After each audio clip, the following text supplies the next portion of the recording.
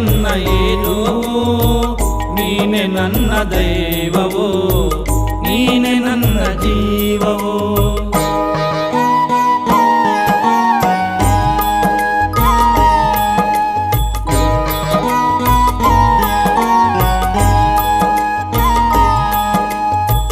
ಮುಕ್ತಿ ಬೇಡಿ ಬಂದೆ, ಕೃಪೆಯ ಕೋರಿ ನಿಂದೆ, ನಿನ್ನ ಹರಕೆ ಒಂದೇ ಸಾಕೆನಗೆ ತಂದೆ.